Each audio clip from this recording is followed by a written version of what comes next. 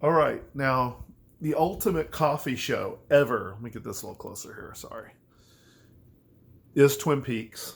It was 1993. A friend of mine invited me over to his house. He had a little apartment in downtown Louisville, Kentucky. Invited me and my girlfriend to hang out with him and a few of his friends to watch this show he had been begging me to watch with him, called Twin Peaks.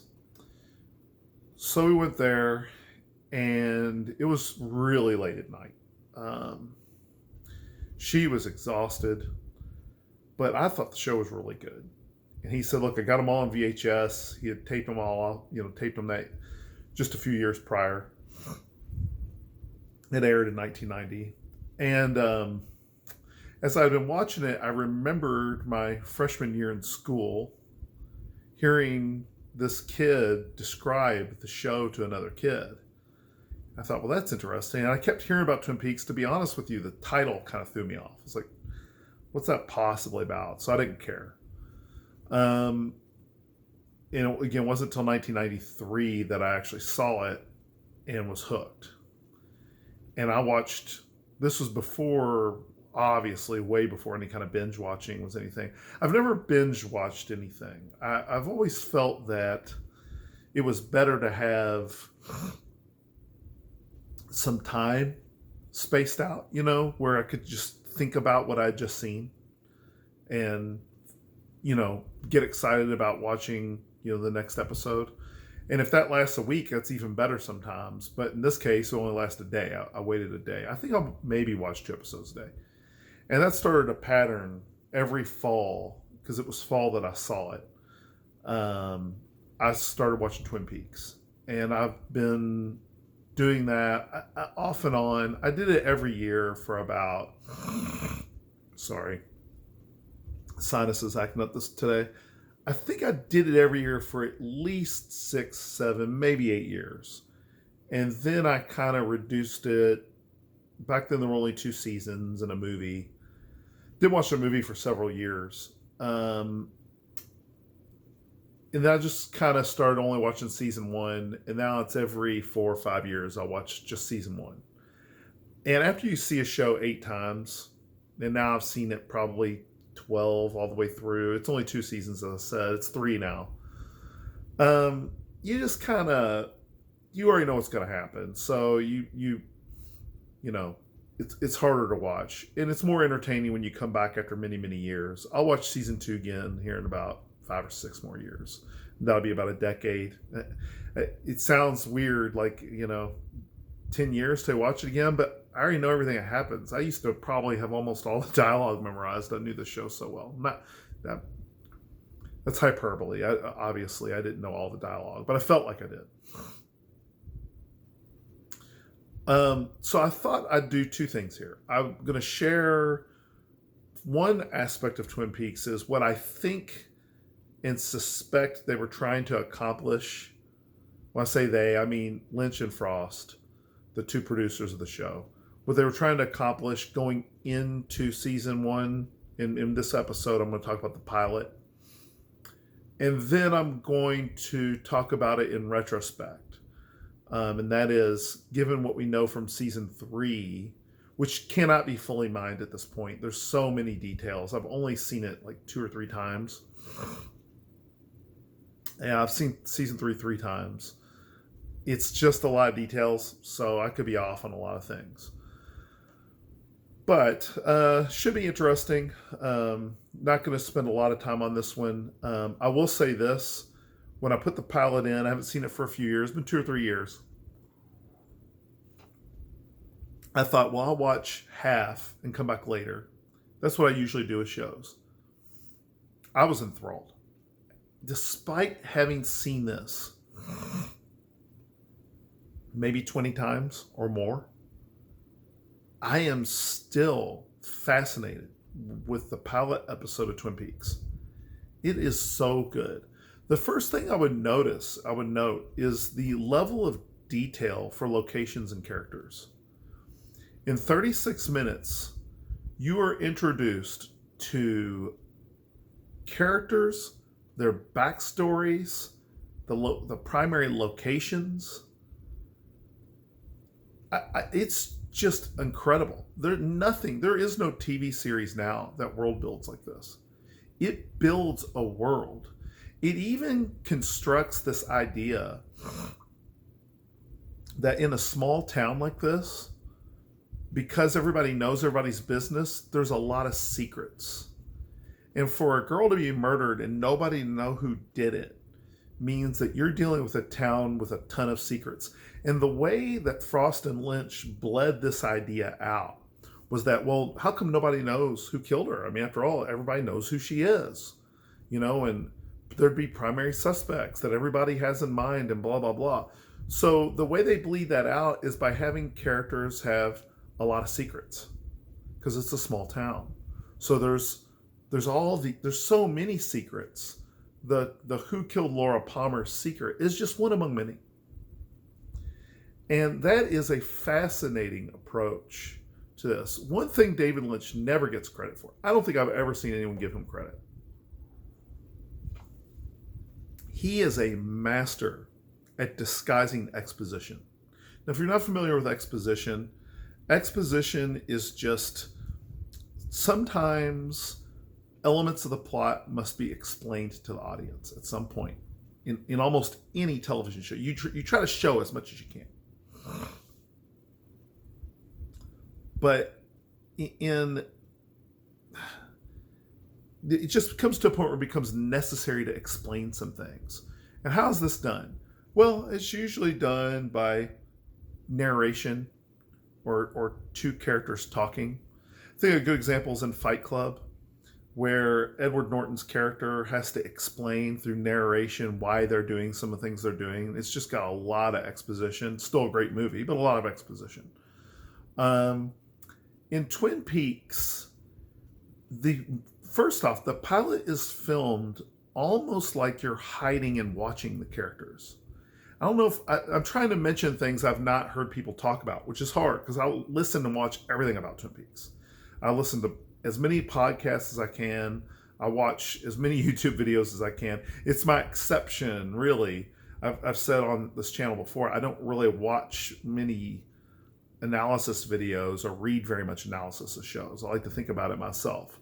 And by the way, if you like watching analysis and reading analysis, I'm not knocking you for that. That's just my thing. But for Twin Peaks, it's different because it's so old and I've seen it so many times. I'm looking for fresh ideas about it. And they still spring up. The show just has an endless amount of content. But if you watch carefully, Twin Peaks is filmed, particularly the pilot, is filmed where you're watching someone over their shoulder, or you're watching something happen behind a character while they're speaking. Now, I want to get back to this hiding exposition. He masks exposition really well. And the way he does this is he'll have two characters maybe talking about something, and it's creating innuendo about something, and it's explaining something as long as you have your thinking cap on a little bit. And so it's a misdirection. You think they're talking about A, but they're actually revealing B. So what's an example of this? Well, a good example of this is when they find Laura Palmer's body. They don't go, oh, geez, guys, this is a small town.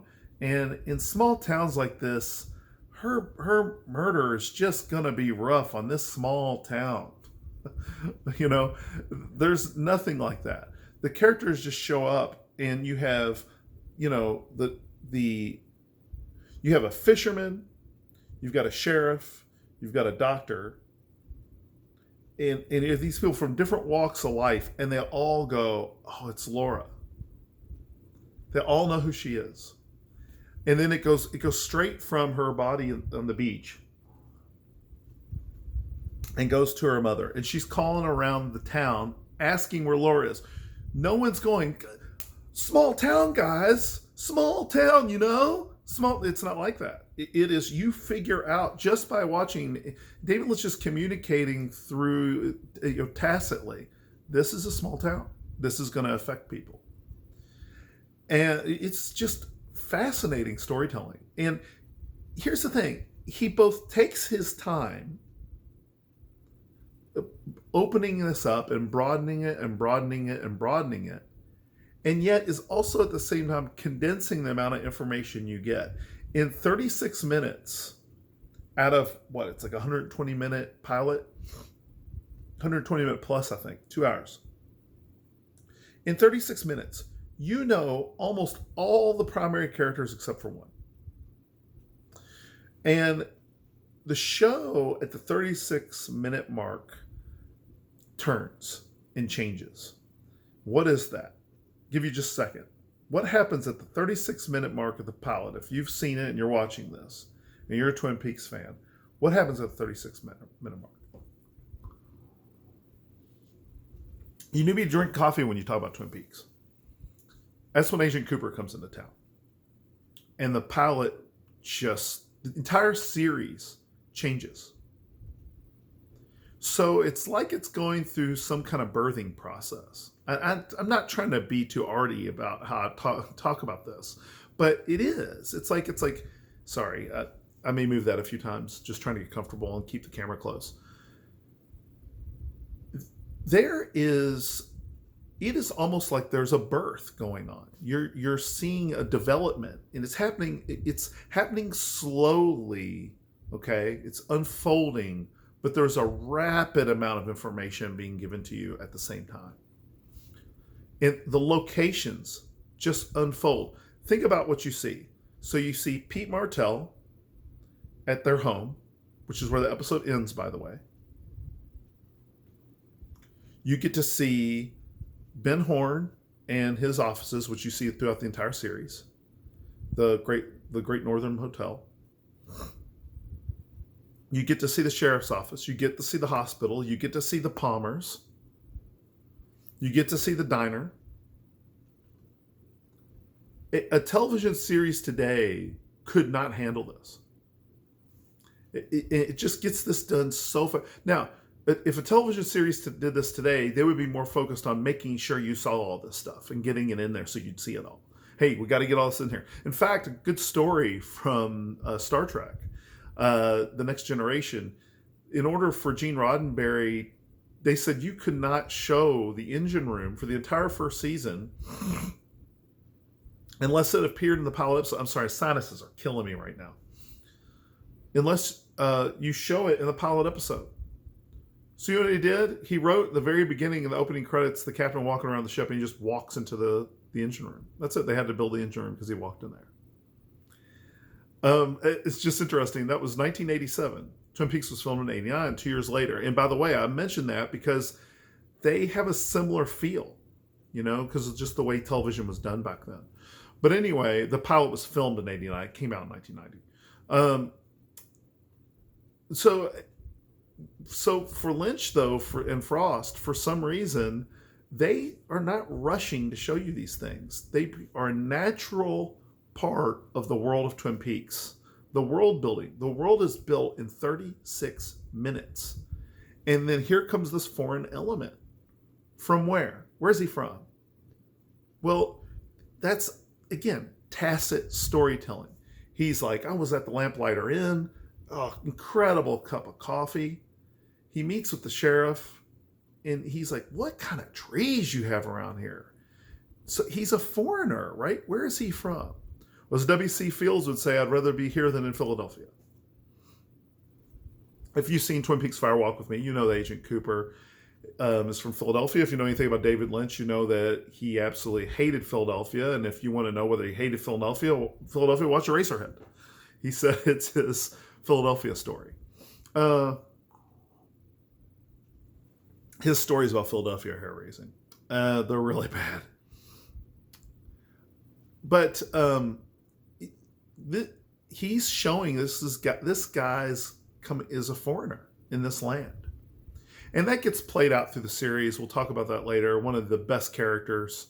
I won't talk about him right now because it's later, but it's played by Miguel Ferrer. Fantastic. And all this setup. Now, David Lynch said that he was hanging out with Mark Frost. They were coming up with ideas, and I read this.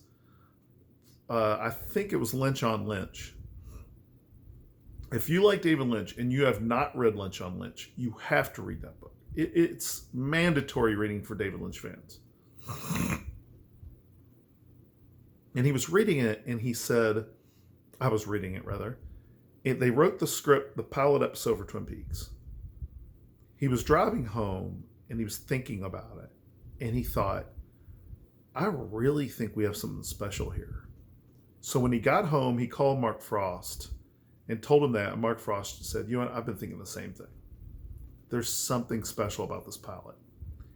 And they're right. To this day, that pilot is special. No subsequent anything of Twin Peaks, in my opinion, is as good as that pilot. They've never topped it.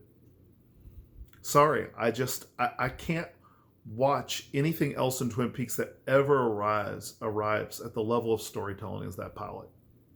In fact, I go as far as to say it's David Lynch's probably second best work of art. When I say work of art, I mean film art, in my opinion. It is so good. So real quick, we're at the 16-minute mark. Man, that's fast. Okay, well, I want to talk about in light of season 3, and I want to do this all through season 1. I'm only doing season 1 this year. In light of season 3, what's happening in the pilot episode? Well, according to season 3, as far as I can tell, this is almost just opinion. It's hard to analyze all this stuff right now. Maybe years down the road, I'll know more. But right now, it came out in 2017. I've seen it 3 times. 5 years later, I feel similar as I do Fire Walk with Me. Fire Walk with Me, I never hated it. But I never would have said it was a good movie. But now, after all these years, it's aged really, really well. I'm leery to say season 3 isn't good because it could age well. But as of right now, I'm like, it wasn't definitely not my favorite Twin Peaks.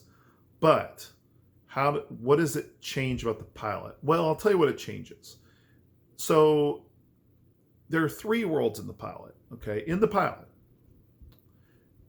The first world is the world that everyone experiences when they go out their door. The second world is the world of secrets. Leo Johnson and his wife, right? Laura Palmer and Flesh World. Bobby and the drug deal. This isn't not in the pilot. This is in Fire Walk with Me. And the drug deal that goes bad, right? There's some secondary world of secrets in Twin Peaks. Sheriff Truman is not in a... Now, the third world is the world of the spirit, the Black Lodge, the dark world. That world, Sheriff Truman's not in alignment with. He just doesn't believe in it. In fact, really good scene in season 1 is where they talk about I don't want to flesh it out because I'm going to go over every episode in season 1, but where he says there's an old evil in these woods or something like that, right? He explains that to Agent Cooper, that there's something out in the woods. He won't elaborate. But Deputy Hawk will. He calls it the Black Lodge. That's later in season 2. So that's the third world. Season 3 of Twin Peaks really fleshes out the third world quite a bit. All right, so first world is the world anyone can experience when they go out their door. The second world is the world of secrets, the seedy underbelly of Twin Peaks that could happen in anyone's town anywhere in the world. And then the third world is the world of the spirit, the Black Lodge, Bob, all of the spiritual things in the world, which Agent Cooper isn't attuned with, and Sheriff Truman not so much. So I said all that to set up the fact that season 3 is explaining why Bob is bothering with Laura. Right? Why is Bob bothering with Laura? And it has something to do with what Hawk calls the lurker on the threshold, which I think is a Lovecraft reference. Yog Sothoth is called the lurker on the threshold, I think. I don't know, I could be wrong about that. But I forget the name. David Lynch's Gordon Cole, Judy, right? Judy is in Fire Walk with Me, but Jude is what Gordon Cole calls this entity, the lurker on the threshold that Hawk refers to it as. I believe, I could be wrong about that. This entity spawned out Bob, and as a response, the fireman, which is the giant, which is the old man waiter in beginning of season 2, spawned out Laura Palmer. So there's some kind of force, some kind of spiritual war happening in this world of the Black Lodge and beyond. And it's manifesting in this relationship between Bob and Laura, which is playing out in the second secret world, right? So that's the third spiritual secret world. In the second secret world, how's it playing out? In the second secret world, it's playing out between Laura and her father, right? The seedy underbelly. And in the first world, the one that's not so secret, Laura and the Palmers are just a normal, happy family. It's really interesting. And who's Agent Cooper? Well, Agent Cooper might be the dreamer. He might be the dreamer. I'm not sure. But as a dreamer doesn't mean that it's not real. Just because he's dreaming it doesn't mean that it's not real. That's a lot of things we think we tend to think in absolutes, which I think is reasonable. But I think David Lynch, we want to get into his mind when we're thinking about this, and I think that he doesn't think in absolutes like we do. And I think for there to be a dream world doesn't mean that it's not the real world. In fact, the very end of season 3 seems to indicate that the real world is quite real, and that it's almost like a meta-narrative. You know, Twin Peaks is almost a meta-narrative, a worldview. Anyway, just the layers upon layers. I could sit here easily for 4 more hours and talk about this. Easily, I could just go step by step, go through all the acts of the pilot and sit here forever. But of course, no one will watch that. But if you haven't watched Twin Peaks and you've gotten this far and you're remotely interested, you've got to watch it. It is, and you haven't seen it, you have to. It's really good. I wish I could have time to talk about what was going on with nighttime soaps at the time and how they were kind of piggybacking off that. And there's been some analysis of Twin Peaks that I think are way off the mark. There's a guy that had the answer to Twin Peaks, which is ridiculous. Anyone who's read anything about David Lynch knows there's no answer to Twin Peaks. He has to put himself in the place of David Lynch to do that. It's quite arrogant, in my opinion. In my opinion, I'm not saying he's an arrogant guy. I'm saying his presumption is arrogant. But not that I know everything about it, or else I'm falling into the same pattern. I'm trying to do this at 2 levels, right? On the one level, I'm trying to do a little bit of analytic interpretation. On the other level, I'm still trying to leave some questions out there, because there's going to be questions out there, because David Lynch wisely doesn't answer all these questions. And I say wisely because it makes it timeless. All right. Have a good one. Get out there and watch it if you haven't seen it.